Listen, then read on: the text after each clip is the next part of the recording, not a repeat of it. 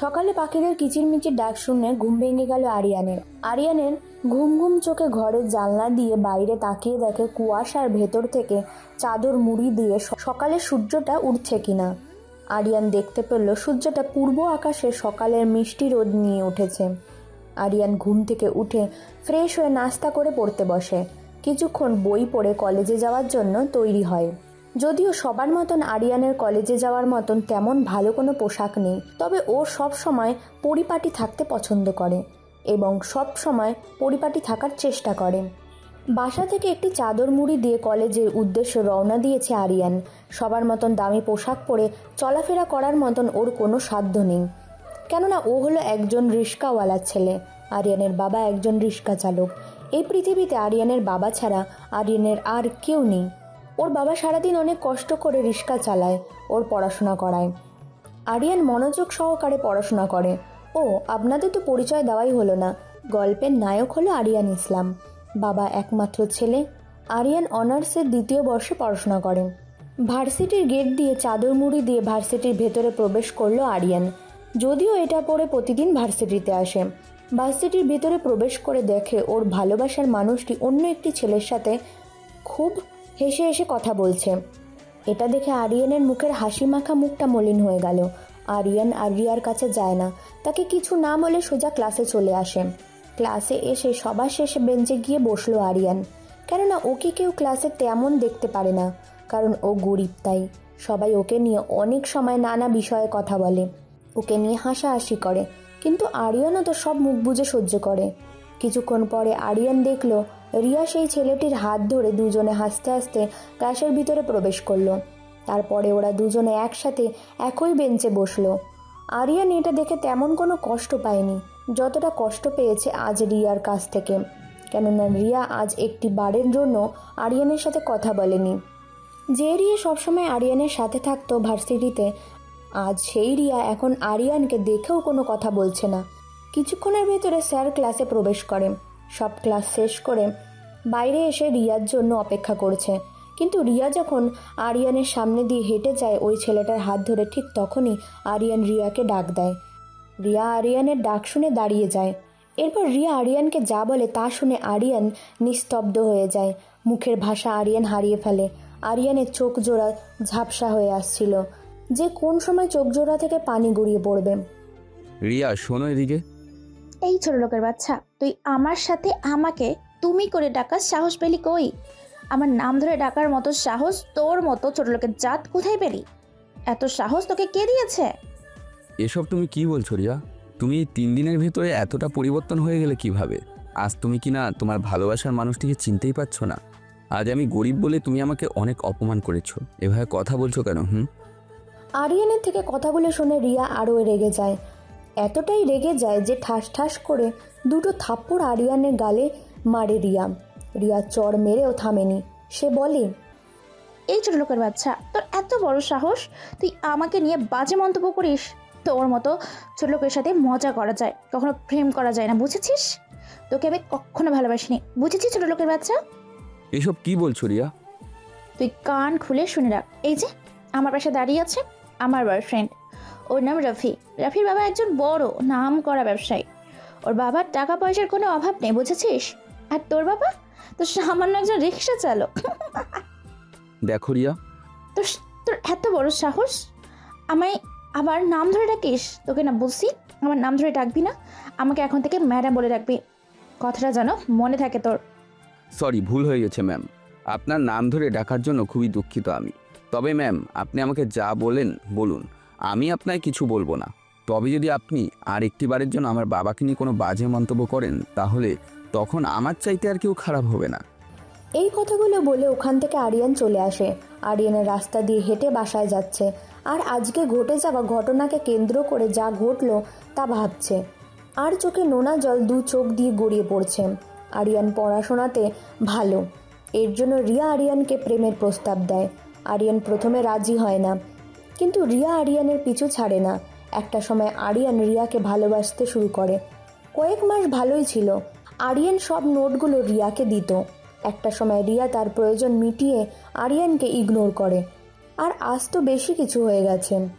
বাসায় এসে আরিয়ান ফ্রেশ হয়ে খাবার খেয়ে একটু বিশ্রাম নেয়।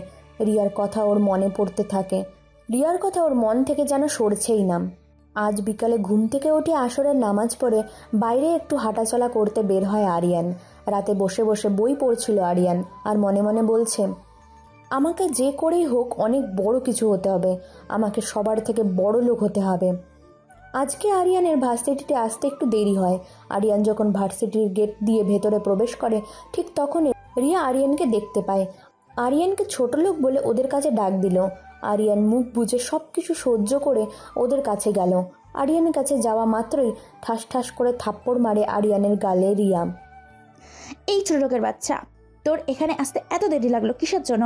একটু তাড়াতাড়ি হেঁটে তুই আসতে পারতি না? কে ডেকেছে আমাকে? তুই এই কাগজটাকে নিয়ে ওই যে একটি মেয়ে দাঁড়িয়ে কথা বলেছে ওই উল্টো দিকে ফিরে তুই চিঠিটা গিয়ে তাকে দিবি আর বলবি যে চিঠিটা আমরা দিতে বলেছি তোকে। আরিয়ান কোনো কথা না বলে ওদের হাত থেকে চিঠিটা হাতে নিয়ে সোজা চলে আসে সেই মেয়েটার কাছে। কিছুটা ইতস্তত বোধ নিয়ে আরিয়ান মেয়েটিকে বলল, এই যে শুনছেন? মেয়েটা পিছন ঘোরে আরিয়ানের দিকে তাকায়। চিঠিটা মেয়েটির সামনে ধরে আরিয়ান বলে, এইটা আপনার জন্য। মেয়েটা আরিয়ানের পা থেকে মাথা অবধি তাকালো। প্রথমে চিঠিটা নিল আরিয়ানের থেকে। সে চিঠির খাম থেকে একটা কাগজ বের করে সেটা পড়ল। সেখানে লেখাগুলো পড়তে থাকে মেয়েটা।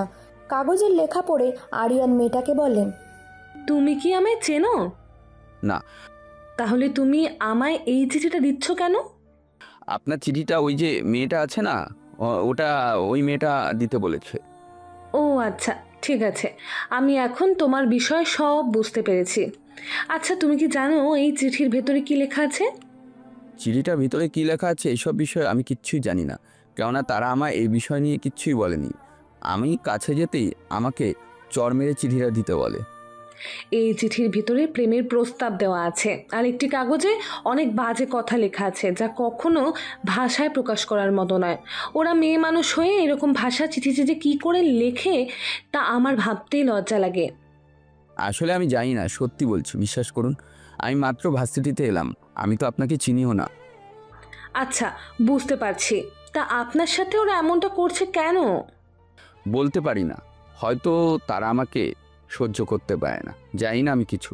তবে এইটুকু বলতে পারি যে আমি গরিব বলে এই ভার্সিটির সবাই আমাকে অনেকে ছোট লোক বলে অপমান করে। ওরা আমার সাথে খারাপ ব্যবহার করে। দেখুন, আমি আপনার ছোট, কেননা আমি অনার্স প্রথম বর্ষে পড়াশোনা করি। আচ্ছা ঠিক আছে। এই কথাগুলো বলে ওখান থেকে সোজা ক্লাসরুমে চলে আসে আরিয়ান। এভাবে দিন যাওয়ার পর এদিকে আর কিছু হয় না। প্রতিদিন রিয়ার হাতে থাপ্পড় খায় এবং ওর বিভিন্ন অপমান সহ্য করা, এই নিয়ে কেটে যায় আরিয়ানের 3-4 মাস। বলতে বলতে এখন আরিয়ানের ইয়ার ফাইনাল শুরু হবার সময় এসে গেছে। আগামী 2 দিন পরে ওর পরীক্ষা শুরু। 2 দিন পার হয়। আজ আরিয়ানের প্রথম পরীক্ষা শুরু হবে, তাই সে নিজের রুমে বসে বই পড়ছে। কিছুক্ষণ পর ওর বাবা রহিম এসে তাকে বলে, বাবা আরিয়ান, আজ তো তোমার প্রথম পরীক্ষা, তাই এই উপলক্ষে সব পরিবারের বাবা মা তাদের সন্তানকে অনেক দামি পোশাক আর অনেক কিছু কিনে দেয়। কিন্তু বাবা, আমি গরিব বলে আজ তোকে আমি কিছু দিতে পারলাম না কিনে। আমায় তুই ক্ষমা করে দিস বাবা। রহিম মিয়ার কথাগুলো বলে কান্না করে দেয়। আরিয়ান ওর বাবার চোখে পানি মুছে দেয়। সে বলে, দেখো আব্বু, আমার কিছু লাগবে না, আমার জন্য শুধু তুমি দোয়া কইরো, আমি যাতে পরীক্ষায় ভালো ফলাফল অর্জন করতে পারি আর তোমার কষ্ট দূর করতে পারি। তোর জন্য সবসময় আমি আল্লাহর কাছে দোয়া করি বাবা। দেখবি তোর একদিন খুব ভালো হচ্ছে। আরিয়ান তার বাবার সাথে কথা বলে, 2 রাকাত নফল নামাজ আদায় করে, আবার পড়তে বসে। কিছুক্ষণ বই পড়ে খাবার খেয়ে পরীক্ষা দিতে যাওয়ার জন্য তৈরি হয়। সব কিছু গুছিয়ে নিয়ে রহিমের কাছ থেকে বিদায় নিয়ে পরীক্ষা দিতে বের হয় আরিয়ান। ভার্সিটির গেট দিয়ে আরিয়ান ঢুকতে যাবে, এমন সময় কেউ একজন পেছন থেকে এসে ইচ্ছে করে ধাক্কা দেয়, যার জন্য আরিয়ান ধাক্কায় টাল সামলাতে না পেরে মাটিতে পড়ে যায়। আর আরিয়ান যার ওপরে পড়ে তাকে দেখে তো আরিয়ান অবাক, কারণ এই মেয়েটাকে আরিয়ান একদিন চিঠি দিয়েছিল। হঠাৎ আরিয়ানকে কেউ একজন পেছন থেকে ধাক্কা দেওয়ার কারণে সে ওই মেয়েটার ওপরে গিয়ে পড়ে। আরিয়ান আর মেয়েটি মাটিতে শুয়ে আছে। আরিয়ান কেমন জানি লজ্জা লাগছে। মেয়েটি লজ্জা পেয়ে উঠে দাঁড়ায়। আরিয়ান মেয়েটিকে দেখে বলে, সরি, আসলে আমার পিছন থেকে কেউ একজন ধাক্কা দিয়েছে, তার জন্য আমি আপনার গায়ের উপর এসে পড়েছি। আচ্ছা ঠিক আছে, আমি কিছু মনে করিনি। আরিয়ান আর কিছু না বলে সেখান থেকে চলে আসে। মেয়েটা আর কিছু বলে না। অনেকক্ষণ সিট খোঁজাখুঁজির পরে নিজের সিটে খুঁজে পেল আরিয়ান। সিটের জায়গা অনুযায়ী বসে পড়ল আরিয়ান। আরিয়ান বসে আছে। কিছুক্ষণ পরে দেখে একটু আগে যে মেয়েটির ওপরে পড়েছিল সেই মেয়েটি আরিয়ানের সিটের পাশে এসে দাঁড়ায়। এই যে আমি মায়া, আপনার নাম কি? জি, আমার নাম আরিয়ান। আমার সিট আপনার পাশে হলো। যাক, আলহামদুলিল্লাহ, ভালোই হয়েছে। আপনি বেশ বিনয়ী। ধন্যবাদ, বসুন এখানে। আপনি একমাত্র আমার সাথে ভালো করে কথা বললেন। আপনার মতন একজন ভালো মানুষের পাশে আমার সিট পড়েছে। আপনিও ভালো অনেক। কিছুক্ষণ পরে স্যার আসে। তারপর সবাইকে পেপার দিল। মনোযোগ সহকারে পরীক্ষায় সব প্রশ্নগুলো উত্তর দিয়ে সবার আগে পরীক্ষা হল থেকে বের হয় আরিয়ান। সবাই ওর পরীক্ষা দেখে অবাক। সে আর ভার্সিটিতে দাঁড়ায় না, সোজা বাসায় চলে আসে। দেখতে দেখতে একের পর এক সব পরীক্ষা প্রায় শেষ। আজ তার শেষ পরীক্ষা। পরীক্ষা শেষ করে রুম থেকে বের হয় যখন মাঠের ভেতরে আসে, তখন রিয়া আরিয়ানকে ডাক দেয়। এই ছোট লোকের বাচ্চা, তুই এইদিকে আয়। আরিয়ান রিয়ার কথার মতন রিয়ার কাছে যায়। এছাড়া কিছু করারও নেই ওর। আরিয়ান রিয়ার কাছে যেতেই রিয়া ওই ছোট লোকের কথাটা বলে রিয়া আরিয়ানের গালে ঠাস ঠাস করে থাপ্পড় মারে। থাপ্পড় শেষ করে রিয়া বলল, এই তোর এত দেরি লাগে কেন আসতে তোর? এই নে 10 টাকা। এই টাকা দিয়ে তুই আমাদের জন্য এই দোকান থেকে সিগারেট নিয়ে আয় 3টা। ম্যাম, 10 টাকায় 3টা সিগারেট তো দোকানদার দিবে না। তুই গিয়ে আমাদের দেখিয়ে দিবি, তাহলেই দোকানদার তোকে সিগারেট দিবে। আচ্ছা ঠিক আছে ম্যাম। আরিয়ান দোকান চলে যায়। আরিয়ানের কথা মতো সিগারেট আনে। রিয়া সামনে এসে বলে, ম্যাম, এই নিন সিগারেট। একটা সিগারেট কেন? দোকানদার নিজেই একটা দিয়েছে ওই 10 টাকায়। আপনাকে দেখিয়ে দিয়েছি, কিন্তু সে বলল আপনাকে চিনে না, তাই সে একটি সিগারেট দিয়েছে। ওই ছোট লোকের বাচ্চা, তোর কাছে কি টাকা ছিল না? তা দিয়ে তুই আমাদের জন্য সিগারেট নিয়ে আসতি। সিগারেট যখন আনতে পারিসনি, এখন তুই আমাদের সকলের জুতা মুছে দিবি। মানে কি? আমি কেন মুছবো? আমি বলছি তাই মুছবি, না হলে তোকে এখান থেকে যেতে দিব না, বলে দিলাম। কিন্তু কিরে, তুই এখানে দাঁড়িয়ে আছিস কেন? তাড়াতাড়ি করে আমাদের জুতোগুলো মুছে দে। দেখি, দেরি করলে কিন্তু তোর খবর আছে। সেটা কখনই সম্ভব না। এই কথা বলে আরিয়ান ওখান থেকে চলে আসে। রিয়ার প্রতি ওর অনেক রাগ জমে গেছে, কিন্তু আরিয়ান প্রকাশ করতে পারে না। রিয়ার কথা ভাবতে ভাবতে বাসায় চলে আসে। বাসায় এসে দেখে বাড়িতে কয়েকজন লোক। বাসায় এত মানুষের কিসের ভিড়? কিছুটা ভিড় ঠেলে আরিয়ান বাসার ভেতরে প্রবেশ করে। রুমের ভেতরে প্রবেশ করে সে। রুমের ভেতরে অনেক ভিড় জমে আছে। আরিয়ানে আরও কাছে যায়। তারপর এলাকায় মসজিদে ইমাম সাহেব আর ওর আব্বু শোয়ার খাটের পাশে বসে আছে। আরিয়ানকে দেখেই সাথে সাথে তিনি বলেন, আরিয়ান বাবা, তুমি নিজেকে শক্ত করো, কেননা এই পৃথিবীতে কেউই চিরকাল বেঁচে থাকে না। তেমনি তোমার বাবাও আল্লাহর ডাকে সাড়া দিয়ে আমাদের সকলের কাছ থেকে বিদায় নিয়েছেন। আরিয়ান পুরো থ হয়ে যায়। হুজুরের মুখে তার আব্বুর মৃত্যুর সংবাদ শোনার পরে ওর কাছে মনে হচ্ছে যে ওর কাছে সব কিছু কেমন জানি উল্টো পাল্টা হয়ে যাচ্ছে। পৃথিবীতে আপন বলতে কেউ নেই আরিয়ানের। আপন বলতে এতদিন বাবাই ছিল, আর আজ সে আরিয়ানকে একা ছেড়ে চলে গেল। একজন পুলিশ বলে, আরিয়ান তো তোমার নাম? তোমার বাবা রিক্সা চালানোর সময় মেন রোডের ট্রাকের সাথে ধাক্কা খেয়ে অ্যাক্সিডেন্ট করে, সেখানেই মারা যায়। তোমার নাকি পরীক্ষা চলছিল, তাই তোমাকে খবর দেওয়া হয়নি। আরিয়ান কিছু বলতে পারেনি। তার বাবার কথা মনে পড়তেই খুব কষ্ট হচ্ছে ওর। বুক ফেটে কান্না আসছে আরিয়ানের। বিকেলে তার আব্বুর দাফনের সব কাজ শেষ করার পরে বাসায় আসে। বাবার রুমে গিয়ে নিজের বাবার কথা ভাবতে থাকে আরিয়ান। এমন সময় জফর চাচা আরিয়ানের রুমে এসে বলেন, বাবা, এখন কিছু খাবার খেয়ে নাও, সারাদিন তো কিছুই খাবার তুমি খাওনি। জফর চাচা আরিয়ানের বাসা থেকে রিক্সা চালাতো, একই পাড়াতে থাকে। আরিয়ান কোনো রকমে খাবার খায়। তারপর সব কিছু ভিতর থেকে কেটে গেলে 1 সপ্তাহ পর আরিয়ান বেশ হতাশ হয়ে পড়ে, কারণ তার বাবা ইচ্ছা ছিল আরিয়ান অনেক বড় হবে। কিভাবে এখন ওর বাবার আশা পূরণ করবে? বেশ ভাবনা চিন্তা করে সে সিদ্ধান্ত নেয় নিজ শহরে ছেড়ে ঢাকায় যাবে। তাই রাতেই নিজের সব পোশাক গুছিয়ে নিয়ে ঢাকার উদ্দেশ্যে রওনা হয় আরিয়ান। বাসে ওঠে সে। বাসে উঠে যখন সে নিজের সিটে বসবে তখন ঘটে যায় আর এক বিপত্তি। কেননা ওর সিটেই বসে আছে এক অচেনা মেয়ে। আরিয়ান তাকে ডাক দেয়। এই যে শুনছেন, এই জানলার পাশের সিটটা আমার। আপনার পাশের সিটটা আমার, কিন্তু আমি জানালার পাশে ছাড়া বসতে পারি না। আপনি যদি কিছু মনে না করেন তাহলে আপনি আমার সিটে বসেন। কি আর করার, আরিয়ানের অনেক সাথে জানলার পাশের সিটটা মেয়েটার জন্য ছেড়ে দিল আরিয়ান। সে আর কিছু বলল না। আরিয়ান মেয়েটার রাখা সিটে বসে পড়ে। আরিয়ানের মাথায় অনেক চিন্তার ঘুরপাক খাচ্ছে। বসার কিছুক্ষণ পরে মেয়েটি আরিয়ানকে বলেন, আপনি ঢাকাতে যাবেন? হুম। আমি অধরা ইসলাম, আমি এবছর অনার্সে ভর্তি হব। আপনার নাম কি? আমি আরিয়ান ইসলাম, আমিও আপনার সাথে সেম ক্লাসে পড়াশোনা করি।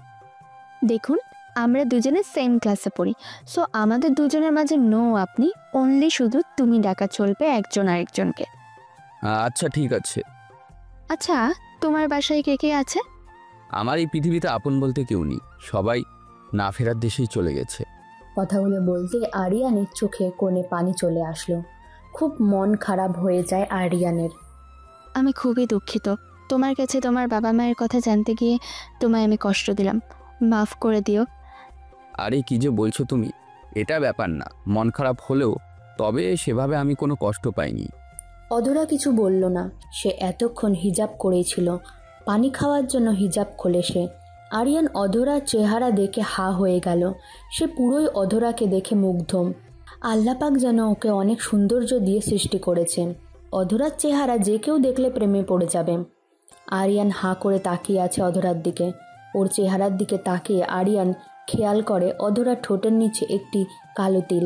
অধরা দেখতে এমনিতেই অনেক সুন্দর, তার উপরে ওর ঠোঁটের নিচে একটি কালো তিল, যা কিনা ওর চেহারার সৌন্দর্য আরও বাড়িয়ে তুলেছে। আরিয়া অধরাকে দেখে বলতে গেলে অনেকটাই প্রেমে পড়ে গেছে। তবে প্রেমে পড়া ভালো, কিন্তু বাঁশ খাওয়া ভালো না। আরিয়ান সেই বাঁশটাই খেয়েছে একবার, কারণ রিয়া ওর সাথে যা করেছে তা মনে পড়তে নিমেষেই ওর হাসি মাখা মুখটা মলিন হয়ে গেল। তবে ওরা দুজনে বেশ মিশে যায়। আরিয়ান আর অধরা কথা বলে দুজনে একে অন্যের বিষয়ে অনেকটা সময় ধরে। কিছুক্ষণ পরে অধরা ঘুমিয়ে পড়ে, আর ঘুমিয়ে পড়ার পরে ঘুমের ঘরে আরিয়ানের কাঁধে অধরার মাথা এসে পড়ে। আরিয়ান অধরার মাথাটা সরিয়ে দিল না, যাতে ওর ঘুমটা ভেঙে না যায়। আরিয়ান ওর দিকে তাকিয়ে আছে। ঘুমের ভিতরে অধরাকে একটি ঘুমন্ত পরীর মতন লাগছে। আরিয়া অধরাকে দেখতে দেখতে সেও ঘুমিয়ে পড়ে। সকালবেলা যখন আরিয়ানের ঘুম ভাঙে, ঘুম থেকে উঠে দেখে সে তো অবাক, কারণ ওর পাশের সিটে অধরা আর নেই সেখানে। ও আর তাকে দেখতে পায় না। সব কিছু ও কেমন যেন মাথার ওপর দিয়ে চলে যায়। আরিয়া ভালো করে বাসের চারপাশে তাকিয়ে অধরাকে খুঁজতে লাগলো, কিন্তু দুঃখের বিষয় হলো আরিয়া অধরাকে কোথাও দেখতে পেল না। এমন সময় বাস কন্ডাক্টর এসে আরিয়ানকে বলল, ভাই ঢাকাতে এসে পড়েছি, আপনি এখন নামুন, সবাই প্রায় নেমে গেছে, আপনিও নামুন। আরিয়ান যখন ওর ব্যাগটা নিয়ে সিট থেকে উঠবে তখনই চোখ যায় পাশের সিটের ওপর একটি কাগজের দিকে। আরিয়ান কাগজটি হাত দিয়ে তুলে দেখে এতে লেখা আছে। আপাতত সে কাগজটা হাতে নিয়ে বাস থেকে নেমে পড়ল। আরিয়ান এই অচেনা শহরে কোথায় যাবে কিছুই জানে না, কি করবে সেটাও ভাবতে থাকে। এই শহরে আরিয়ান কিছুই চেনে না, এমনি ওর পরিচিত কেউ নেই এই শহরে। জীবনে এই প্রথম ঢাকায় আসছে সে। আরিয়ানের অনেক ক্ষুধা লাগছে। পেটে ক্ষুধা নিয়ে মাথায় অন্য কোনো বিষয় নিয়ে চিন্তা করলে মাথা থেকে এখন আর ভালো আইডিয়া আসবে না, সেটা সবাই জানে।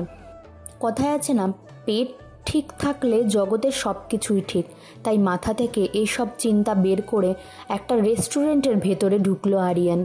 ভেতরে ঢুকেই আরিয়ান কাছে বেশি টাকাও নেই, তাই দামি খাবার অর্ডার করতে পারে না।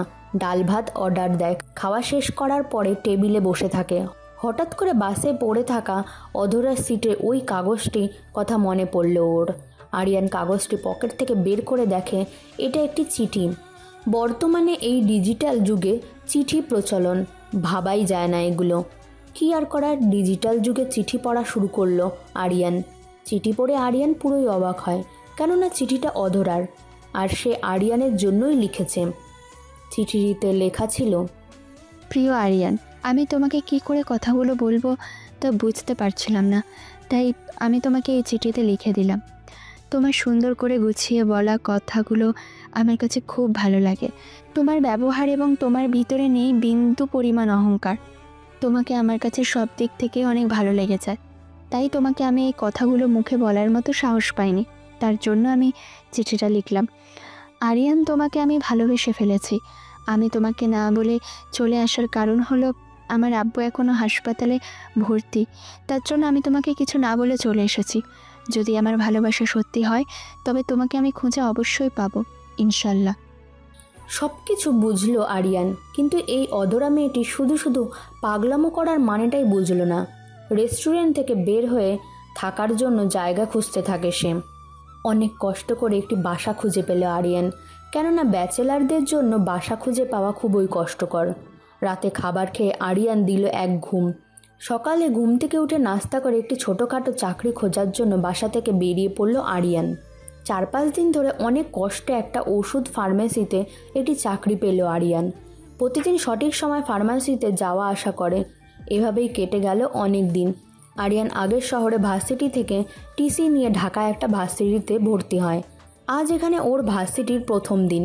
ভার্সিটির গেট দিয়ে ভেতরে প্রবেশ করে আনমনে হাঁটছে আর চারপাশে দেখছে। ক্লাসরুম খোঁজার চেষ্টা করছে আরিয়ান। এমন সময় ঠাস করে একটি শব্দ হলো, মানে ওর সাথে কেউ ধাক্কা খেয়ে নিচে পড়ে গেল। যে আরিয়ানের সাথে ধাক্কা খেয়েছে সে হলো একটি মেয়ে, কিন্তু মেয়েটির মুখে ওর খোলা চুলগুলো এসে পড়েছে। বিদায় মেয়েটার চেহারা আরিয়ান দেখতে পায় না। আরিয়ান যখনই মেয়েটিকে তোলার জন্য হাত বাড়ালো তখনই মেয়েটার রাগ দেখিয়ে নিজে দাঁড়িয়ে যায়। মেয়েটি দাঁড়ানোর পর ওর চেহারা দেখে আরিয়ান পুরোই অবাক। আরিয়ানের সাথে মেয়েটি ও আরিয়ানের দিকে হা করে তাকিয়ে আছে, কারণ মেয়েটি আর কেউ নয়, মেয়েটি হলো অধরা। অধরাকে দেখে আরিয়ান পুরোই শকড খেল। অধরা আরিয়ানকে বলে, আরিয়ান, তুমি এখানে? আমি এখানে সেটা বড় কথা নয়, তুমি এখানে কি করো সেটাই হলো বড় কথা। আমার বাসা এখান থেকে কাছেই, আর আমি এই ভার্সিটিতে রসায়ন বিভাগে পড়ি। তুমি এখানে কি করো?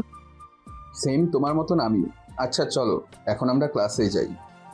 ক্লাসে তো যাব, তবে তুমি ক্লাস শেষ করে আমার জন্য বাইরে অপেক্ষা করবে, কথাটা যেন মনে থাকে।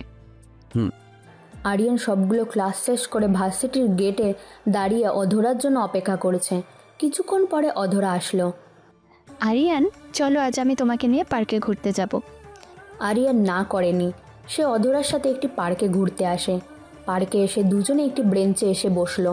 কিছুক্ষণ পর অধরা আরিয়ানের কাঁধে মাথা রেখে বলতে শুরু করলো, আরিয়ান, আমি তোমাকে আজ কিছু কথা বলতে চাই। যদিও কথাগুলো আমি যেদিন তোমাকে প্রথম বাসা দেখেছিলাম সেই দিন আমি তোমাকে একটা চিঠিতে অনেক কিছু বলেছিলাম। আসলে সত্যি কথা বলতে আরিয়ান, আমি তোমাকে প্রচণ্ড ভালোবেসে ফেলেছি।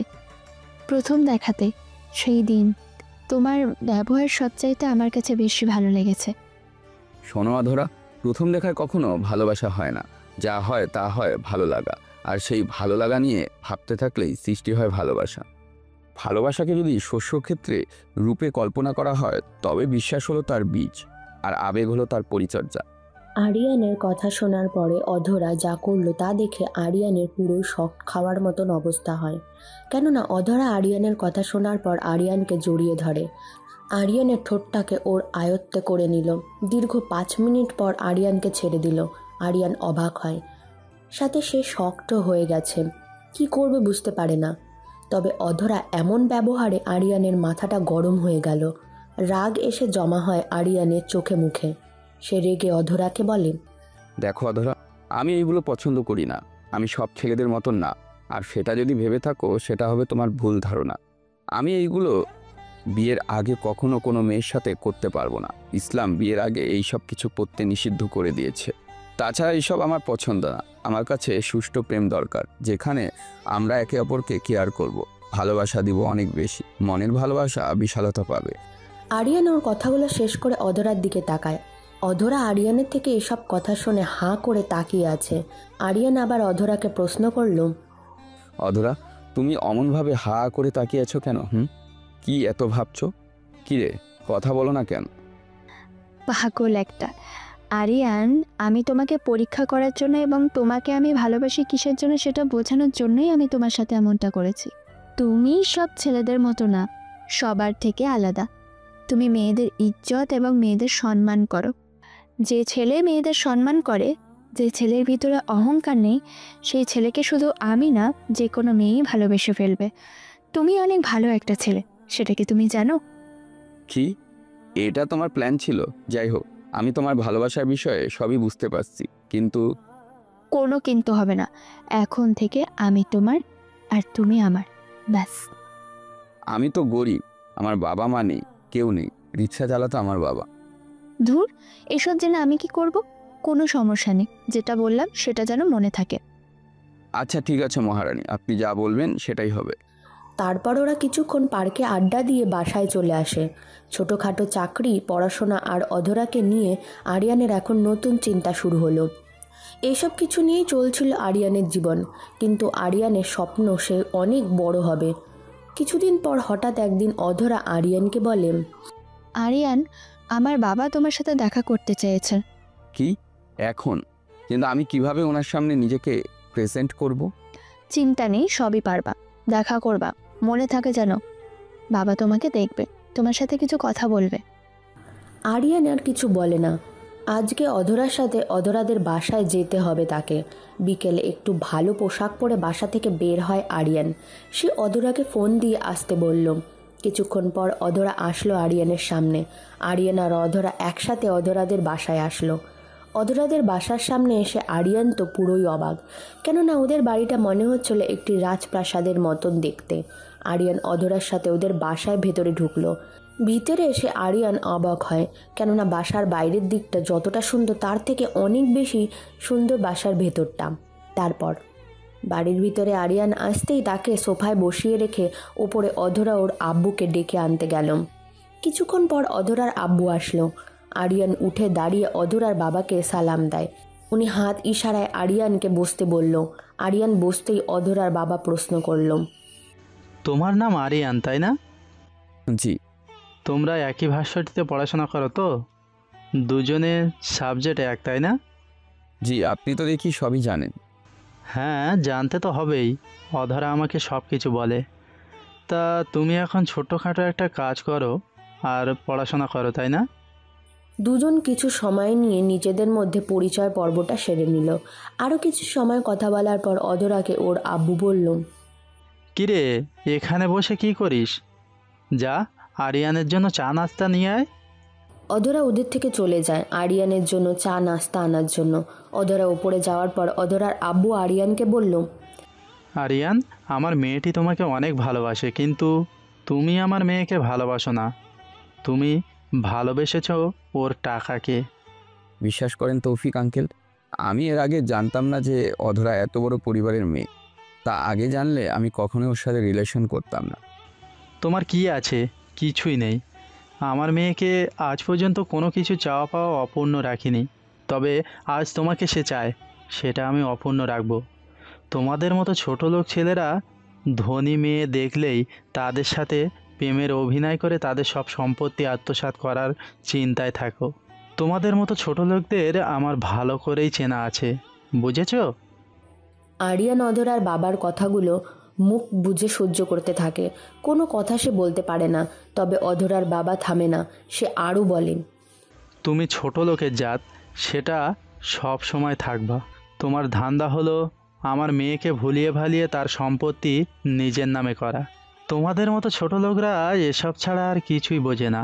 এটা হলো তোমাদের প্ল্যান, যাতে বড়লোক মেয়েদের খুঁজে বের করে তাদের টার্গেট করে পাঠিয়ে তাদের মাধ্যমে টাকা হাতানোর ধান্দা তোমরাই পারো।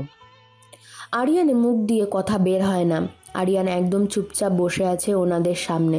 অধরার বাবা আরিয়ানকে আরও অনেক কথা শোনালো, সব কিছু আরিয়ানকে অপমান করার মতন। আজ আরিয়ান গরিব বলে অনেক কথাই তাকে শুনতে হলো। চোখ দিয়ে পানি পড়তে শুরু করলো, তবে খুব কষ্টে সে আটকে রেখেছে। দুজনে চুপচাপ বসে আছে। কিছুক্ষণ পরে অধরার আব্বু আরিয়ানকে বলল, তুমি আমার মেয়েকে ভুলে যাবে, কথাটা ভালো মতোই মনে রাখবা, বুঝেছ? ওর সাথে মেলামেশা করবা না, বলে দিলাম। সেটা কখনই সম্ভব না। আমি এটা পারবো না। আমি তাকে অনেক বেশি ভালোবাসি। আমি তো তাকে ছাড়তে পারবো না। চুপ, আমি দ্বিতীয়বার এক কথা বলতে পারবো না। আমার পক্ষেও তাকে ভোলা সম্ভব না। আরিয়ান অধরার বাবা আরও কড়া কথা শোনালো। এক পর্যায়ে আরিয়ানকে দারোয়ান দিয়ে বাসা থেকে বের করে দেয়। আরিয়ান বেশ কিছু সময় অধরাদের বাড়ির দিকে তাকিয়ে থাকে। দীর্ঘ একটা শ্বাস নিয়ে আরিয়ান মুচকি আসলো। আরিয়ান চুপচাপ সেখান থেকে বের হয়ে আসে। বাসার বাইরে এসে আনমনে রাস্তায় হাঁটতে থাকে। ও মনের ভেতরে অনেক ভাবনা এসে জমা হয়েছে। সে বিড়বিড় করে বলে, হায় রে, আজব দুনিয়া। যার টাকা নেই তার কেউ নেই, যার টাকা আছে তার সব আছে। তবে বড় মনীষা বলেছেন, অসহায়কে অবজ্ঞা করা উচিত না, কারণ মানুষ মাত্রই জীবনে কোনো না কোনো সময় এই অসহায়তার শিকার হয়ে। অন্যদিকে অধরা নিচে এসে দেখে যে আরিয়ান নেই। চারপাশে তাকায় অধরা, আরিয়ানকে দেখা যায় না। অধরা তার বাবাকে প্রশ্ন করে, আব্বু, আরিয়ান কোথায় গেছে? তাকে দেখছি না যে। ওর নাকি জরুরি একটি কাজ আছে, তাই ও চলে গেছে। ও বলেছে পরে এক সময় ও আবারও আসবে তোর সাথে। এখানে এর আগে যা ঘটেছে তা কিছুই অধরা জানে না। অধরা আরিয়ানকে কল দিয়েছে, কিন্তু আরিয়ান আপাতত রিসিভ করেনি। আরিয়ান অধরাকে ছাড়বে না, সে অধরার সাথেই থাকবে। কেটে যায় কয়েক মাস। একদিন আরিয়ান রাস্তা দিয়ে যাচ্ছিল।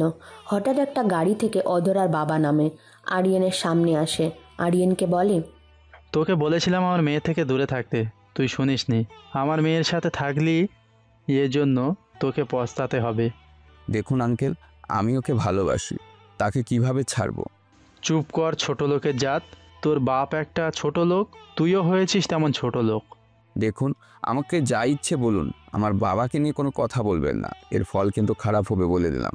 তোর বাবা নিচু জাতের জানোয়ার একজন, কারণ তোর মতো একটা ছোট লোককে জন্ম দিয়েছে। তোর বাবা একজন তো ছোট লোকের বাবা, তো আবার একজন হয় না। আরিয়ান রেগে যায়, নিজেকে আর কন্ট্রোল করতে পারে না। অধরার বাবা জামাল কলার ধরে। অধরার বাবাকে যখনই ঘুষি মারতে যাবে, তখনই পেছন থেকে অধরা চিৎকার করে ডাকে, আরিয়ান, তুমি আমার বাবাকে মারছো? আরিয়ান চমকায়, অধরা এখানে কিভাবে আসলো? অধরার বাবা জামালের কলার ছেড়ে দেয়। অধরার বাবা অধরার কাছে গিয়ে কাঁদো কাঁদো গলায় বলে, মা দেখ না আরিয়ান কেমন ব্যবহার করলো। আমি তাকে এসে বলেছিলাম আমার মেয়ে তোমাকে ভালোবাসে, কিছু টাকা দিচ্ছি, একটা বিজনেস করো, পরে টাকা পরিশোধ করে দিও। তোমার বাবার মতো গরিব থেকো না।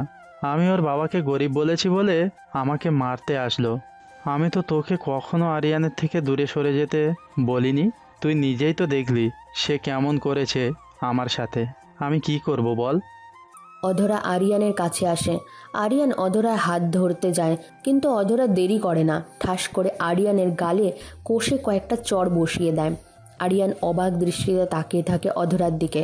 অধরা আরিয়ানকে বলে, তুই ছোট লোক, সারা জীবন ছোট লোকই থেকে যাবি। তোর লজ্জা করে না? তোর মতো রিক্সা চালকের ছেলেকে আমার মতো এত বড় লোকের ঘরের মেয়ে ভালোবেসেছে, আর সেই মেয়ের সামনে তার বাবাকে আঘাত করতে? আমার তো এখন মনে হচ্ছে তুই আমার সাথে রিলেশনে এসেছিলি আমার টাকার জন্য। কখনো তো নিজের থেকে রিক্সা ভাড়া দিসনি। তোর গায়ে যে কাপড়, সেগুলো আমার দেওয়া। ছি, ঘেন্না পাচ্ছে তোর সাথে কথা বলতে। তোর মতো এত ছোট লোক মানুষের সাথে অধরা থাকতে পারবে না। আর চলো বাবা, এর মতো ছোট লোকের সাথে কথা বলাটাও রুচিতে বাঁধে। অধরা, শোনো আমার কথা। চুপ কর তুই, তোর মুখ থেকে আমার নাম শোনাটাও ঘেন্না লাগছে। অধরা রাগ করিস না, তুই ওর জন্য কষ্ট পাবি। আমি দরকার হলে ওর পা ধরে মাপ চাইব, তবুও তুই এমন করিস না, ওকে ছেড়ে দিস না। বাবা তুমি চুপ করবে? ছোট লোকের জাতের কাছে তোমাকে নিচু হতে হবে না, চলো এখান থেকে। অধরা গাড়িতে ওঠে। অধরার বাবা আরিয়ানের কাছে আসে। তিনি বলেন, কেমন হলো গেমসটা? এবার পারলে নিজেকে ঠিক কর, বুঝেছিস? উনি চলে যায় অধরাকে নিয়ে। আরিয়ান বুঝে যায় এসব কিছু অধরার বাবা ইচ্ছে করে প্ল্যান করে এখানে এসে এমন গেমস খেলেছে, কিন্তু অধরা আরিয়ানকে বোঝালো না। অধরা তাকে ছেড়ে চলে যায়। 5 বছর পার হয়ে যায়। একদিন বসে আছে আরিয়ান। হঠাৎ আরিয়ানের ফোনে একটি কল আসে। ফোনের স্ক্রিনের দিকে তাকায় সে। আরিয়ান খুব অবাক হয়ে মোবাইলের দিকে তাকিয়ে আছে। নাম্বারটা আগের থেকেই সেভ করা, কিন্তু সেটা থেকে কখনো কল আসেনি। দীর্ঘ এত বছর পর হঠাৎ সে নাম্বার থেকে কল আসতেই আরিয়ান অবাক না হয়ে পারছে না। প্রায় 5 বছর পরে সেই নাম্বার থেকে কল। মোবাইলের স্ক্রিনে খুব সুন্দর করে লেখা, অধরা কলিং। 5 বছর আগে অধরার সাথে ব্রেকআপ হয়ে যায় আরিয়ানের। ফোন বাজতে থাকে। আরিয়ান ডুব দেয় কল্পনায়। 5 বছর আগে তাকে সেই ব্রেকআপের দৃশ্যটা ওর চোখের সামনে ভাসতে থাকে। তারপর আরিয়ান অনেক চেষ্টা করেছিল অধরাকে বোঝাতে। 4 মাস অধরার বাড়ির সামনে পড়ে থাকার পর অধরা একদিন আরিয়ানের সামনে আসে, ঠিক মতন কথা বলে। আরিয়ান প্রথমে ভেবেছিল অধরা হয়তো তাকে সঠিক বুঝে আবার ভালোবাসবে, কিন্তু অধরা এসে খুব ঠান্ডা মেজাজে বলেছিল, আমি রিলেশনটা কন্টিনিউ করতে পারবো না, সিরিয়াস হয়ে বলছি। আগেও বলেছি, এবারও বলছি। কি হয়েছে? আগে তো আমার কথাগুলো শুনবে, তুমি নিজের মতন সব বলছো। অধরা খুব লিপ্ত ভঙ্গিতে উত্তর দিল, আমার কাজিনের সাথে বর্তমানে আমার একটা রিলেশন আছে, আমি সেটাই কন্টিনিউ করতে চাই। তোমার সাথে থাকতে পারবো না, চলে যাও সামনে থেকে, কুকুরের মতো সামনে পড়ে থেকো না। অধরার মুখে এমন কথা শুনে আরিয়ান বিশ্বাস করতে পারে না। তার বাবার বিষয় নিয়ে অধরা একবার চলে যেতে পারত, আরিয়ান তাকে বোঝাতে পারত, কিন্তু এভাবে অধরা কথাটা বলবে আরিয়ান যেন বিশ্বাসই করতে পারছে না। তাই আরিয়ান বলল, আরে ধুর, ফাজলামি করো কেন? শোনো, সেদিন তোমার বাবার সাথে কি হয়েছিল। আরিয়ান, তুমি কি রাস্তার কুকুর? তোমার বাবাও কি একই রকম ছিল? তোমাকে কি বলছি সেটা শোনো না। আসলেই বাবা ঠিক বলতো, ছোট লোকদের সাথে মিশতে নেই, তারা কেবল নিতে চায়, দিতে না। অধরার কথাগুলো এবার আরিয়ানের বুকে এসে লাগে। সে ওখান থেকে চলে আসে। তবে এরপর আরিয়ান অনেক চেষ্টা করেও তার যোগাযোগ করা সম্ভব হয়নি অধরার সাথে। তা সপ্তাহ 2-1 পর আরিয়ান খবর পেয়েছে অধরা ফ্যামিলির সাথে কানাডায় চলে গিয়েছে। এ পর্যন্ত অধরার নামটা আরিয়ানের প্রতি রাতে চোখের পানি আর ফোন বুকে অধরার নামে আড়ালেই রয়ে যায়। অধরায় কয়েকটা ছবি যেন আরিয়ানের দীর্ঘশ্বাস কমাতো। এমন অদ্ভুত প্রত্যাশিত ব্রেকআপের পর আজ আবার অধরার কল। আরিয়ান বুঝে উঠতে পারছিল না কি করবে। ফোনটা এতক্ষণ 5 বার বেজেছে। আরিয়ান হাত কাঁপছে, কি করবে ভাবতে ভাবতে শেষমেশে কলটা রিসিভ করলো আরিয়ান। যত না অভিমান কিংবা কষ্ট, তার চেয়েও কৌতূহল ভরা কণ্ঠে আরিয়ান বলল, হ্যালো। কেমন আছো? বুকটা কেঁপে উঠল আরিয়ানের। যাকে সে ভালোবাসতো, ভুল বুঝে ব্রেকআপ করে চলে গিয়েছিল, সেই মেয়েটাই আজ 5 বছর পর ফিরে এসেছে। আরিয়ানের গলা শুকিয়ে যাচ্ছে। আশেপাশে থাকা আরিয়ানের অ্যাসিস্ট্যান্ট চুপচাপ দাঁড়ানো। ইশারায় আরিয়ান তাদেরকে বের হতে যেতে বলল। অধরা কণ্ঠটা আগের মতন আর বাচ্চা বাচ্চা নেই, নারীত্বের ছাপ স্পষ্ট কথা ভেসে আসছে। বয়স থেমে থাকে না, বেড়ে যায়। আরিয়ান বলল, বেঁচে আছি, এখনো মরতে পারিনি। উপাস থেকে কোনো জবাব আসে না। আরিয়ানের কথাগুলো বলতে অনেক কষ্ট হচ্ছিল, কিন্তু তারপরে কথাগুলো না বলে আর পারল না। তবে বেশ শান্তি লাগছে। অধরা চুপ, আরিয়ানও চুপ।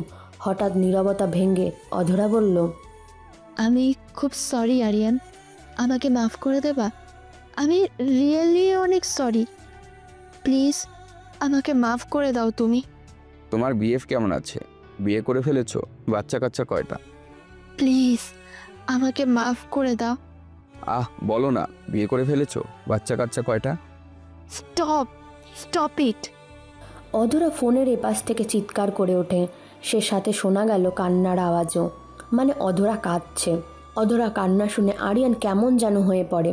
নিজের মনে অধরার ওপর প্রতিহিংসা কমিয়ে আরিয়ান শান্তভাবে বলল, সেদিন তোমার বাড়িতে যাওয়ার পর তোমার বাবা আমাকে অনেক অপমান করে, তোমার থেকে দূরে সরে যেতে বলে, বাড়ির দারোয়ান দিয়ে আমাকে ঘাড় ধাক্কা দিয়ে বের করে দেয়। সেদিন রাস্তাতে আমার বাবাকে নিয়ে বাজে কথা বলেছিল। তুমি তো তোমার বাবার জামার কলার ধরাতে আমাকে কত কথা শোনাইছিলা। আর তিনি যে আমার বাবা মা নিয়ে বাজে কথা বলেছিল, তাহলে কি জামার কলার ধরাটা অন্যায় ছিল? এগুলো বোঝানোর জন্যই তোমার বাড়ির সামনে ঘুরেছিলাম, যদিও এসবের জন্য আমি তোমাকে ছাড়তাম না। সেদিন বলেছিলে তোমার একটা রিলেশন আছে, কষ্ট পেয়েছিলাম। কেন এমন করলে আমার সাথে? আরিয়ান এক নাগাড়ে কথাগুলো বলল। অধরা কাঁদতে কাঁদতে অনেক কথা বলল। সে বলে, বিশ্বাস করো আরিয়ান, আমার কোনো রিলেশন ছিল না, কখনোই না। আমাকে বলেছিল বাবা তোমাকে মেরে ফেলবে যদি তার কথা মতো আমি তোমার সাথে রিলেশন ব্রেকআপ না করি। এই জন্য সেদিন রাস্তায় ওনার কথাতে গিয়েছিলাম। যা বলেছিলাম সব ওনার কথা ছিল। আমি তো তোমাকে অনেক ভালোবাসি, তোমার ভালো চাই, সেটা কাছ থেকে হোক বা দূরে থেকে। তাই তোমার যেন কোনো ক্ষতি না হয় ভেবেই এসব করেছিলাম, বলেছিলাম। তবে আর পারছি না আরিয়ান, অনেক কষ্ট দেয় আমাকে এসব। তারপর বাবা জোর করে ক্যানাডাতে নিয়ে চলে আসে। সব শুনে আরিয়ান অবাক। এত খারাপ কেন অধরার বাবা? আরিয়ান বলল, দেশে ফিরেছো কেন তাহলে? বাবা মারা গেছে, তিনি আর বেঁচে নেই। অভিমানী প্রেমিকের সব দ্বন্দ্ব নিমেষেই চুরমার হয়ে গেল। অভিমানী প্রেমিক আরিয়া শুধু বলল অধরাকে, তুমি কোথায় এখন? দেখা করো প্লিজ, আমি তোমাকে দেখতে চাই। দেখা তো করবই। তোমাকে আমি একটা রেস্টুরেন্টে অ্যাড্রেস দিচ্ছি, তুমি সেখানে চলে এসো। আচ্ছা ঠিক আছে। আরিয়ান অফিস থেকে বের হয়। অধরা যে দামি রেস্টুরেন্টের ঠিকানা দিয়েছিল সেটা হলো আরিয়ানের নিজের। আরিয়ান নিজের দামি পোশাক খুলে অল্প টাকার পোশাক পরে ট্যাক্সি গাড়ি নিয়ে বেরিয়ে পড়ল অধরার দেওয়ার ঠিকানায়। কিছু সময় পর আরিয়ান সেখানে এসে পৌঁছলো। আশেপাশে তাকায়, কোথাও তো কাউকে দেখা যাচ্ছে না। আরিয়ান আরও একবার তাকায়। একদম শেষে এক কর্নারে একটি বেঞ্চে একজন মেয়ে বসে আছে, তার টেবিলে কেউ নেই। আরিয়ানের কাছে মেয়েটাকে কিছু চেনা লাগলেও অনেকটাই অচেনা মনে হচ্ছে। আরিয়ান ধীর পায়ে মেয়েটির কাছে আসলো, ভালো মতন দেখতে লাগলো, কিছুটা অধরার মতন মনে হয়। তাই আরিয়ান গুটি গুটি পায়ে সেই মেয়েটার দিকে এগিয়ে যেতে থাকে। মেয়েটার কাছে গিয়ে আরিয়ান বলল, আচ্ছা আপনি কে? আপনাকে কেমন চেনা চেনা মনে হচ্ছে, আবার অচেনাও লাগছে। কিছু মনে না করলে আপনার পরিচয়টা কি জানতে পারি? অবশ্যই। তবে আমাকে তুমি চিনতে পারছো না? তোমার তো দেখি কোনো পরিবর্তন হয়নি, সেই আগের মতোই আছো। নর্মাল শার্ট প্যান্ট, গরিবই থেকে গেলা। যাই হোক, আমি হলাম অধরা ইসলাম, যার জন্য তুমি এখানে এসেছো। আমি সেই। ও, আমি আরিয়ান। হ্যাঁ আমি জানি তুমি আরিয়ান, একটুও বদলাওনি, সে আগের মতো গরিব বেশ। অধরার কথা শুনে আরিয়ান মুচকি আসলো। অধরা কিছু বলে না। আরিয়ান সামনে চেয়ারে বসলো। অধরা আরিয়ানের দিকে তাকিয়ে প্রশ্ন করে, কি খাবে বলো? তোমার যা ইচ্ছে। ঠিক আছে। ওয়েটার, 2টো মাটন, চিকেন মশলা, জুস আর। অধরা আরও অনেক খাবার অর্ডার দিল। আরিয়ান চুপচাপ বসে আছে। অধরার খাবার অর্ডারের লিস্ট শুনতে থাকে। ওয়েটার চলে যেতেই অধরা বলল, এইভাবে তাকাতে হবে না, তোমার চিন্তা নেই, বিল সব আমি দেব। ও আচ্ছা। হ্যাঁ তুমি দিতে পারবে না জানি। তো বলো কেমন আছো? এই তো ভালো, তুমি? আমিও। বাবা মারা গিয়েছে মাসখানেকের বেশি হলো। আমি মাসখানেক ধরে এখানে আছি। যে বাবার জন্য তোমাকে ছাড়লাম, সে বাবা মরার আগে তোমাকে নিয়ে কত কথা বলল। ও চিন্তা নেই, আমি ওনাকে মাফ করে দিয়েছি। রিক্সা চালকের ছেলে আমি, এত মান অভিমান নিয়ে কি আর জীবন চলে? অধরা কিছু বলল না, আরিয়ানও কিছু বলল না। একটু পর খাবার চলে আসে। বড় টেবিলে ভরা খাবার, দুজনের সামনে খাবার সাজিয়ে দেওয়া হয়েছে। অধরা জানে না আরিয়ান নিজেই এই রেস্টুরেন্টের মালিক। আরিয়ানের ভেতরে ঢোকার আগেই সব স্টাফদের অভিনয় করতে বলেছে, মানে তাকে নাচেন আর অভিনয় আর কি। আরিয়ান খাচ্ছে না। অধরা বলে, কি হলো, খাচ্ছ না কেন? খাও। এভাবে খাবারের দিকে তাকিয়ে কি দেখছো? এমনিতেই। ও বুঝতে পারছি, এতগুলো দামি খাবার কখনো একসাথে দেখোনি, তাই খাচ্ছ না। বললাম তো, কোনো চিন্তা নেই, শুরু করো। আচ্ছা। দুজনে খাবার খেতে শুরু করে। খাবারের এক পর্যায়ে আরিয়ান জিজ্ঞাসা করল, তারপর বলো কি করছো এখন, মানে প্রফেশনালি? বাবার বিজনেসে জয়েন করব। তোমার বাবা না জুসের বিজনেস আছে, বড় একটা কোম্পানি? হ্যাঁ তুমি তো দেখি এটা জানোই। হ্যাঁ তাই একটু জানি। তোমার বাবা মনে হয় অনেক টাকার ঋণে আছে, সেগুলো দেখো একটু। মানে তোমার বোন কোম্পানির লস সামলাতে এয়ার গ্রুপ অ্যান্ড কোম্পানির থেকে 10 কোটি টাকা ঋণ নিয়েছে। এটা আমি জানি, দেখেছিলাম পত্রিকাতে, তাই বললাম। ও হ্যাঁ, সেটা পরিশোধ করব। 5 কোটি আছে, বাকিটা পরে দেখব। আর যদি না হয় তবে বাবার কোম্পানি বিক্রি করে দিয়ে টাকা পরিশোধ করব, তারপর চাকরি খুঁজব, এই আর কি। দুজনে আবার চুপ হয়ে গেল। আরিয়ান অধরাকে দেখতে থাকে। অধরা খাবার খেতে ব্যস্ত। আরিয়ান অধরাকে এখনও ভালোবাসে, তবে অধরা আরিয়ানকে আগের থেকে বেশি ভালোবাসে। আরিয়ানের কাছে তা প্রকাশ করতে পারে না। অধরা আরিয়ানের প্রতি দুর্বল, কিন্তু তবুও আরিয়ানকে একটু বাজিয়ে দেখছে সে। বুঝতে চেষ্টা করে আরিয়ান তাকে এখনও ভালোবাসে কিনা। তাই ইচ্ছে করে আরিয়ানকে সে অপমানের কথা বলছে। আরিয়ানকে প্রশ্ন করল, তারপরে তুমি কি করছো বলো? কি আর করব? আমার পোশাক দেখে তোমার কি মনে হয় আমি কি করতে পারি? বলো তুমি। তুমি তোমার বাবার বিজনেস সামলাও আর আমি আমার বাবারটা ধরছি। ও, তার মানে তুমি রিক্সা চালাও? আমি ঠিক এটাই ধারণা করছিলাম তুমি রিক্সাই চালাবা। এছাড়া কি আর যোগ্যতা আছে বলো? হ্যাঁ সেটাই তো, এছাড়া আর কি করব বলো? পড়াশোনা তো তেমন করেনি মনে হয়, তাই না? না, পড়াশোনা করে কি হবে, চাকরি হয় না, তাই রিক্সা চালিয়ে বেড়াই।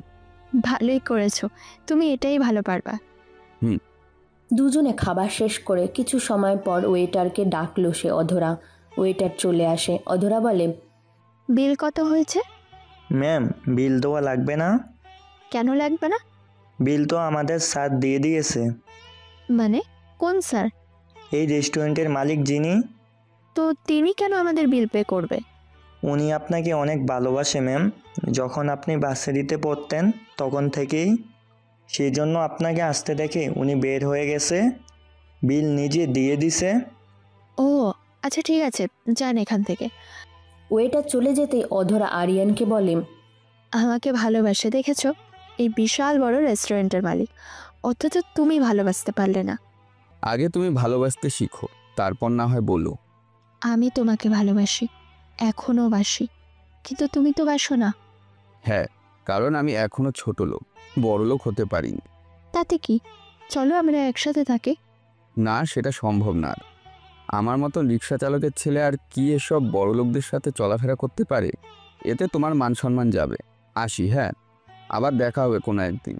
আরিয়ান সেখান থেকে চলে যায়। অধরা বসে থাকে সেখানে। হঠাৎ ওর ফোনে কল আসে। আদালত থেকে নোটিশ পাঠানো হয়েছে, আগামী 1 মাসের ভেতরে 10 কোটি টাকা যেন পরিশোধ করে, না হলে ওদের কোম্পানি দখল করা হবে। অধরার মাথায় যেন বাজ ভেঙে পড়ে। কি করবে সে বুঝতে পারছে না।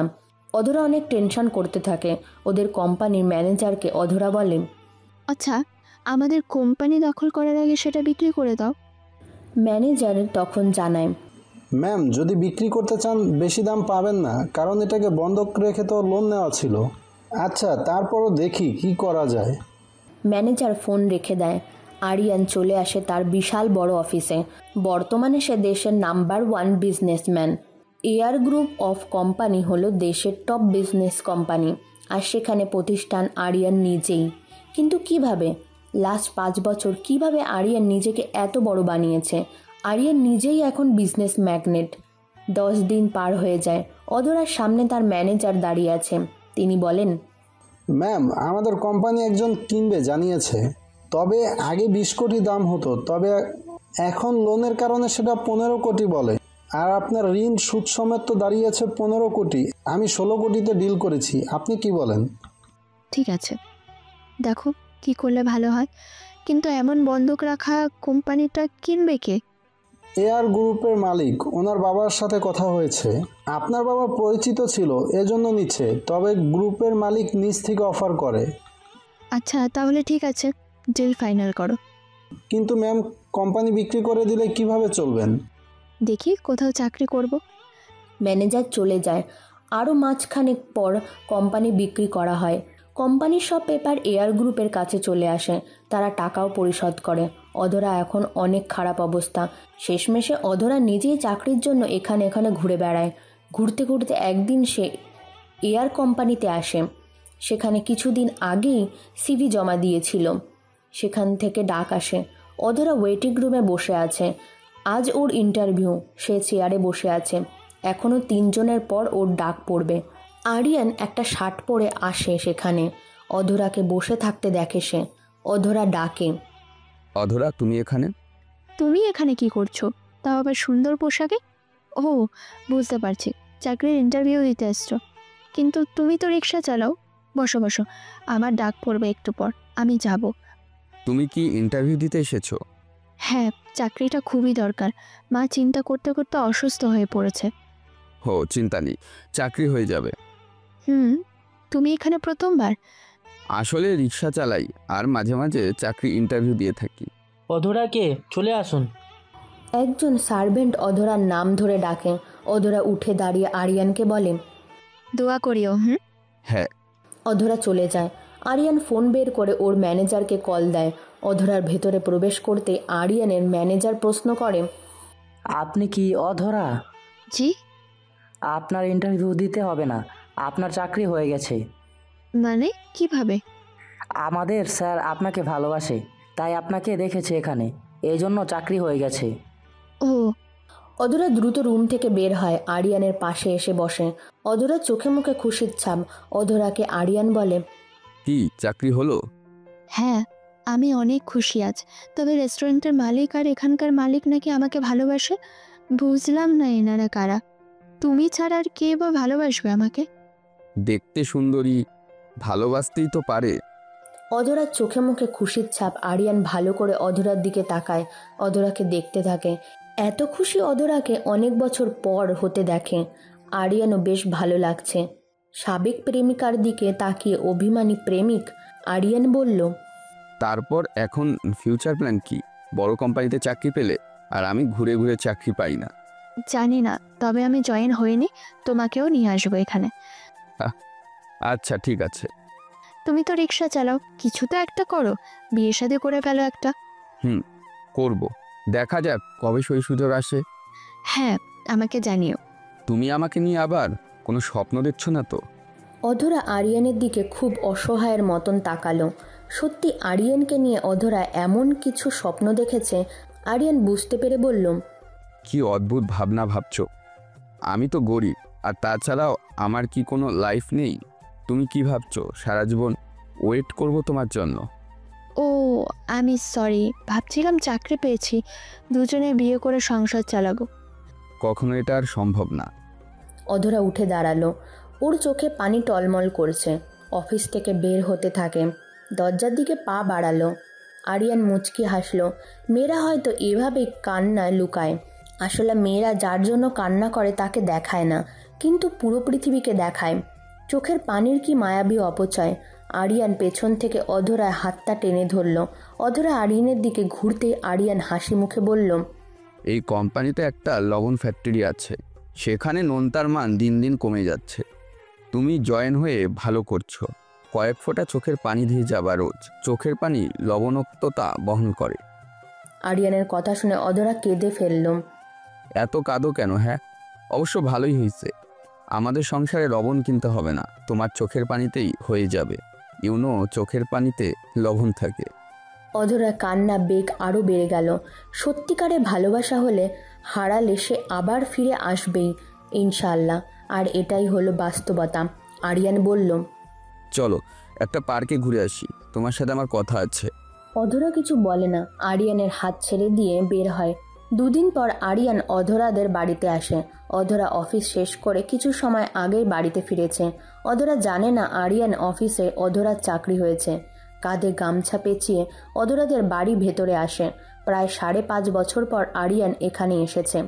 বাড়ির রংটা আর আগের মতন নেই, একদম জ্বলে গিয়েছে। বাড়ির গেটে সেই গলা ধাক্কা দেওয়া দারোয়ানও কোনো হদিশ নেই। রংচাটা কালার বাড়িতে। কি ব্যাপার, তুমি এখানে এখানে কেন এসছো? চলে যাও। অধরা, তোমার সাথে আমার কথা আছে। কি কথা? আমার জন্য তো কেউ অপেক্ষা করে না, তাহলে কেন কথা থাকবে? একটু বোঝার চেষ্টা করো, তুমি কেন এমন করছো? আগে শুনবা তো। আগে আমার কথা শুনোনি তুমি?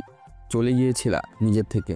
চাইলে আমরা একসাথে থেকে সব সমস্যা দূর করতে পারতাম, কিন্তু তুমি পাশে ছিলে না। আচ্ছা ঠিক আছে, বলো কি বলবা। আরিয়ান অধরার দিকে তাকায়। অধরার চোখে মুখে শুকনো হয়ে আছে। রিক্সা চালকের ছেলে, আজ সে কোটি টাকার মালিক। সেই ছেলে আজ ছদ্মবেশে নিজের প্রেমিকার বাড়িতে এসেছে। প্রেমিকা জানেই না তার পরিবার থেকে অপমানিত হয়ে যাওয়ার পর ছেলেটা আজ বাংলাদেশের টপ 1 বিজনেসম্যান। সেই কোম্পানিতে অধরা চাকরি করে, সেই আরিয়ানেরই। আরিয়ান অধরাকে বলল, জানো, এখানে ঠিক 5 বছর আগে এসে বসেছিলাম। তোমার বাবা অনেক কথা শুনিয়েছিল, তোমাকে কিছু বলিনি। তোমার বাবাকে বলেছিলাম, আঙ্কেল আপনি যতই আমাকে অধরার থেকে দূরে সরিয়ে দেন না কেন, আমি অধরাকে ছাড়তে পারবো না। বিশ্বাস করো অধরা, আমি আগেও তোমাকে ভালোবাসতাম আর এখনও ভালোবাসি। তাহলে আমাকে বিয়ে করতে সমস্যা কি? সমস্যা তো আছে। হ্যাঁ, সেটা কি বলো আমাকে। আরিয়ান একটু থামলো, তারপর জোরে শ্বাস নিয়ে বলল, দেখো, তুমি তখনও বড়লোক ঘরের মেয়ে ছিলে, আমি তখন ছোট লোকই ছিলাম। আজ সব হারিয়ে বড় কোম্পানিতে চাকরি করো, আমি সেখানে একজন রিক্সা চালক। আমাকে তুমি মানিয়ে নিয়ে থাকতে পারবে? হ্যাঁ, কেন পারবো না? আমি তো আগেও তোমাকে ভালোবেসেছি। আচ্ছা চলো আমার সাথে একটা পার্কে যাব। আরিয়ান অধরার হাত ধরে বাইরে আসলো। তারপর দুজন বাড়ি থেকে বের হয়। অধরার মন খারাপ অনেক। দুজনে একটা রিক্সা নিয়ে পার্কের সামনে আসে। অধরা রিক্সা থেকে নেমে ভাড়া দিতে গেলে অধরা বলে, আপা ভাড়া লাগবো না। ভাড়া লাগবে না মানে কি? হ্যাঁ ভাড়া লাগবে না। কেন তা? আরে আমি না রিক্সা চালাই, তো যারা রিক্সা চালায় তাদের থেকে অন্য রিক্সা চালকের ভাড়া নেয় না। চলো তো তুমি। ও। আরিয়ান অধরাকে নিয়ে একটি পার্কের মধ্যে প্রবেশ করে। দুজনে হাঁটতে হাঁটতে একটা বেঞ্চের কাছে আসে। দুজনে সেই বেঞ্চে বসলো। দুজনের মধ্যে এখনও অনেক দূরত্ব। আরিয়ান একটু সরে আসে অধরার দিকে, অধরাও সরে আসে আরিয়ানের দিকে। আরিয়ানকে অবাক করে দিয়ে অধরা ওর কাঁধে মাথা রাখলো। দুজনে চুপ করে থাকে অনেক সময়। আরও কিছু সময় অধরা আরিয়ানের কাঁধে মাথা রাখে আর বলল, আচ্ছা আরিয়ান, তুমি আমায় একটু সত্যি কথা বলবে? আমার প্রতি তোমার অনেক রাগ, তাই না? আরে না, রাগ ছিল না, অভিমান ছিল। তোমার বাবার প্রতি ছিল রাগ। বাবা স্ট্রোক করে মারা যায়। তোমাকে বলেছিল খুঁজে বের করতে। তুমি ভালো ছেলে, আমাকে হ্যাপি রাখতে পারবা। যে মানুষটা তোমাকে মেরে ফেলবে বলে হুমকি দিয়ে আমাকে দূরে সরিয়ে রাখে, তোমার ভালোর জন্য কষ্ট মেনে নিয়ে দূরে থেকেছি, সেই মানুষটা তোমাকে খুঁজেছিল। আমার বাবাকে মাফ করে দিও আরিয়ান। ওনাকে অনেক আগেই মাফ করে দিছি। ওনার প্রতি আমার কোনো রাগ নেই, আর সেটা সবটা শেষ করে দিয়েছি। ভালো থাকুক উনি। এরপর দুজনে অনেক সময় গল্প করে। তারপর সেখান থেকে চলে আসে দুজন। কয়েকদিন চলে যায়।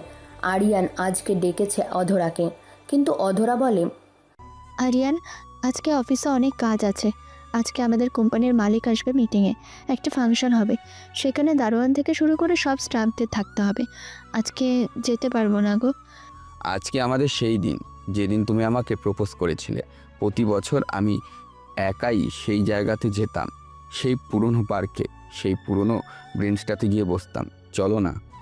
আরিয়ানের বায়না শুনে অধরার মন খারাপ হয়ে যায়, কিন্তু সে যে যেতে পারবে না কালকে। তাকে সকাল সকাল বের হয়ে যেতে হবে। মনটা শক্ত করে আরিয়ানকে না করে দেয়। আরিয়ানও আরও কিছু বলে না। পরের দিন অফিসে বিরাট বড় হল রুমে সব স্টাফদের ডাকা হয়েছে। এয়ার গ্রুপে এটাই হলো মেইন অফিস, আর মেইন অফিসে চাকরি করে অধরা। সবাইকে আজ আসতে হয়েছে এখানে। কোম্পানির মালিক এসে আজ বক্তৃতা দিবে। অধরা বসেছে সামনের সারিতে। মাইকে ম্যানেজার সাহেব বলল, এখনই আমাদের স্যার চলে আসবে। যারা নতুন চাকরি পেয়েছে তারা স্যারকে এখনও দেখেননি। স্যার সবসময় অফিসে আসে না, আজকে স্যারের সাথে তারাও দেখা করতে পারবেন। সবার জন্য রইল শুভকামনা। এই তো স্যার চলে এসেছে। সবাই ঘুরে তাকায়। ডার্ক ব্লু কালারের ব্লেজার, ভেতরে সাদা শার্ট আর ডার্ক ব্লু কালারের প্যান্টের সাথে সাদা জুতো, মুখে একটি কালো মাস্ক পরা। স্টেজের দিকে এগিয়ে আসতে থাকে। পেছনে অনেকগুলো সিকিউরিটি গার্ড। স্টেজে আসলেই তিনি মাইক হাতে বললেন, আজকে আপনাদের ডেকেছি বিশেষ একটি কাজে। আজকে আমার জন্য একটা স্পেশাল দিন। এই দিনেই আমি প্রথম কোম্পানির যাত্রা শুরু করেছিলাম। আপনারা কি এর নাম জানেন? একে আরিয়ান রহমান, আরিয়ান রহমান গ্রুপ। নতুনদের জন্য শুভকামনা রইল। কথাটা শেষ করে আরিয়ান তার মুখ থেকে মাস্কটা খুলে ফেলল। সব ক্যামেরা লাইট ওর ফেসের দিকে করা। অধরাও তাকিয়ে আছে সেদিকে। এটা তো ওর নিজের আরিয়ান। আরিয়ানকে দেখে অধরা দাঁড়িয়ে যায়। সে ওর চোখে বিশ্বাসই করতে পারছে না এটা তার আরিয়ান। কিভাবে কি? কিছু সময় পর মিটিং শেষ হয়। লাঞ্চ আওয়ার শেষ করে গিয়ে কেবিনে বসে। হঠাৎ অধরাকে পিয়ন ডাক দিয়ে বলে বড় স্যার ডেকেছে তার রুমে।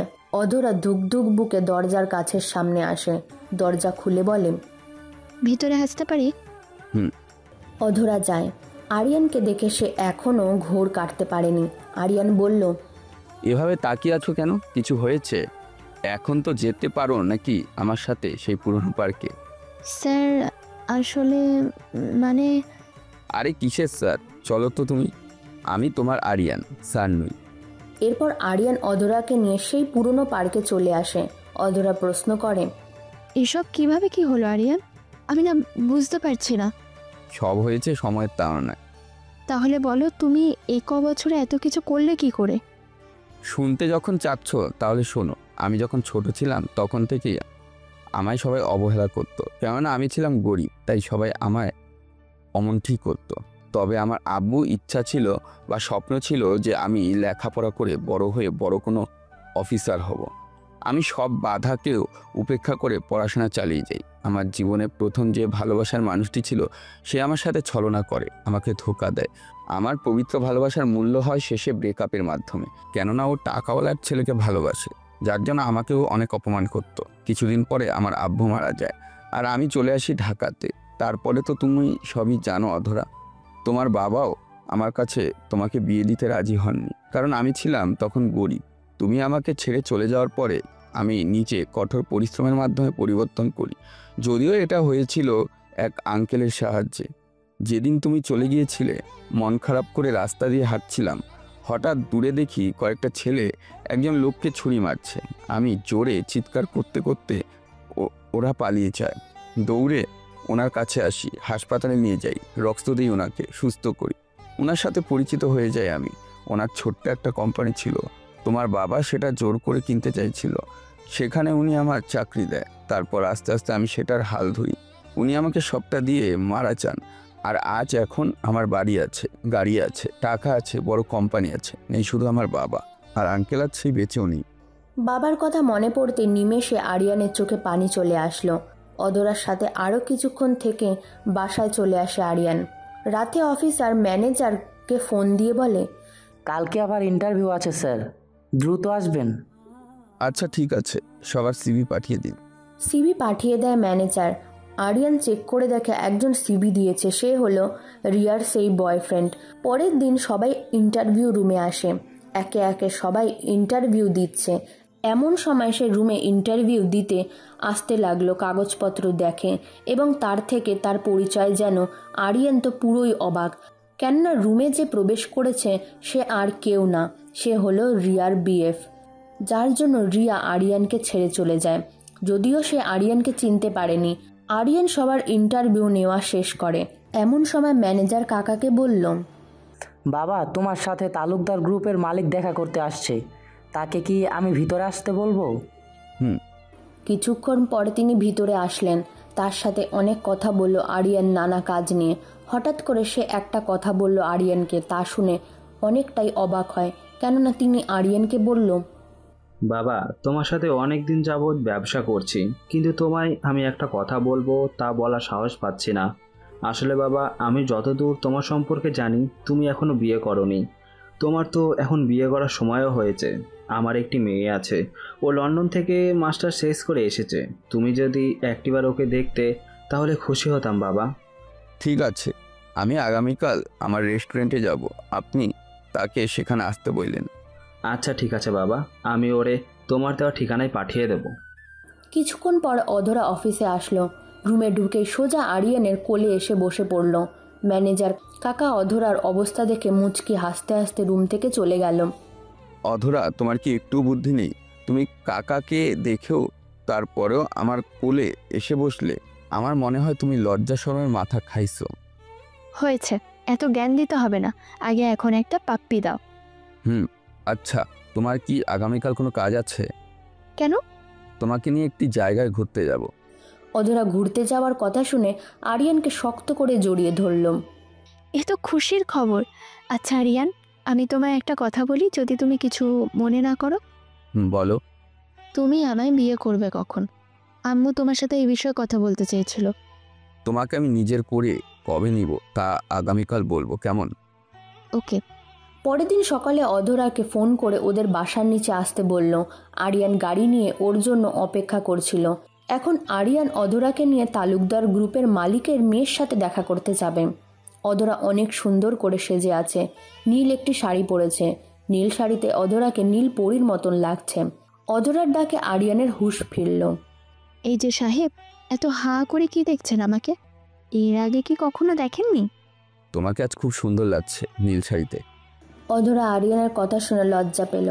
আরিয়ানের কাঁধে মাথা দিয়ে ওর সাথে কথা বলছে অধরা, আর আরিয়ান ড্রাইভিং করছে। কিছুক্ষণের ভেতরে ওরা গন্তব্যস্থলে চলে আসে। ওরা চলে আসার আগে এখানে চলে আসে তালুকদার গ্রুপের মালিকের মেয়ে। আরিয়ান অধরাকে গাড়ির ভেতরে রেখে তালুকদারের মালিককে ফোন করে বলে তার মেয়েকে বাইরে আসতে বলে। তারপর আরিয়ান অন্যদিকে মুখ ঘুরিয়ে দাঁড়িয়ে থাকে। একটু পর মেয়েটি এসে আরিয়ানকে বলল, আচ্ছা, আপনি কি এয়ার গ্রুপের মালিক? হুম। আরিয়ান হু বলে যখনই ঘুরে দাঁড়ালো তখনই মেয়েটি অনেকটাই অবাক হয়, কেননা মেয়েটি আর কেউ ছিল না, মেয়েটি ছিল রিয়া।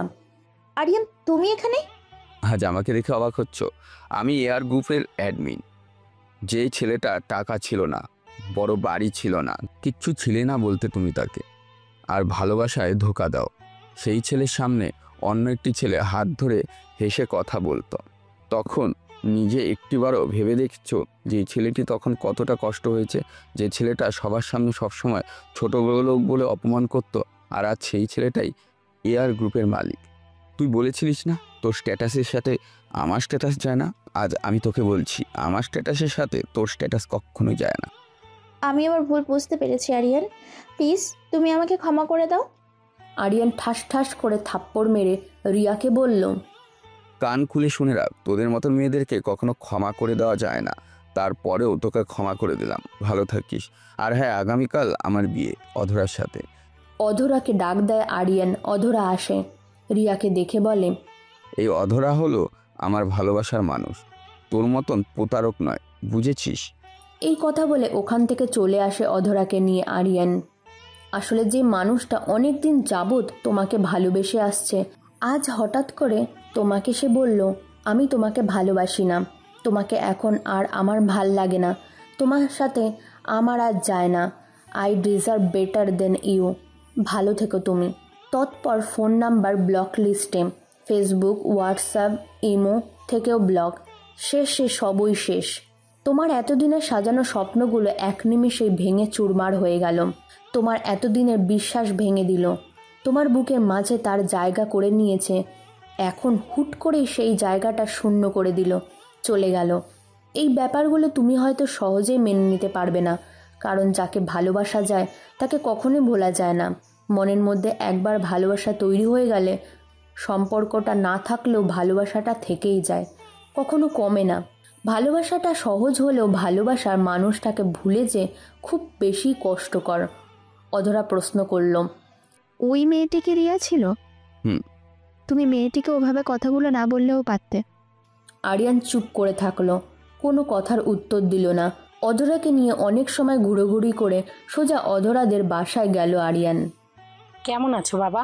জি ভালো, আপনি কেমন আছেন? আলহামদুলিল্লাহ ভালো। তার সাথে আরও অনেক কথা বলল আরিয়ান এবং অধরাকে আগামীকালে বিয়ে করবে বলে বিষয়টা সব কথা শেষ করে বাসায় আসলো সে। সব কিছু ইসলামিক নিয়মে ওদের বিয়েটা হয়ে গেল। বাসর ঘরের সামনে এখন দাঁড়িয়ে আছে আরিয়ান। 1 কেজি সাহস নিয়ে রুমে প্রবেশ করলো। রুমে প্রবেশ করার পরে দেখে অধরা রাগী মুড নিয়ে দাঁড়িয়ে আছে। তুমি অমনভাবে আমার দিকে তাকিয়ে আছো কেন? এতক্ষণ কই ছিলে? রাত বাজে কটা দেখেছো? এইবারের মতো ক্ষমা করে দাও, পরের বার আর ভুল হবে না। কেন, আরেকটা বিয়ে করার প্ল্যান আছে নাকি? নাউজুবিল্লাহ, এইগুলো কি বলো? তারপরে বউয়ের রাগ ভাঙানোর জন্য আরিয়ান তাকে কোলে নিয়ে দিল বিছানায় শুয়ে। তারপরে আর না জানলেও চলবে, সবাই তাদের জন্য আশীর্বাদ করবেন। এমন ভালোবাসা সবারই হোক। আমাদের গল্পটা কেমন লাগলো তা আপনারা কমেন্টের মাধ্যমে জানাবেন। আর চ্যানেলে নতুন হলে চ্যানেলটাকে সাবস্ক্রাইব করে পাশে থাকা বেল আইকনটা বাজিয়ে দেবেন। আর এরকম আরও নতুন নতুন গল্প পেতে আমাদের পাশে থাকবেন। ধন্যবাদ।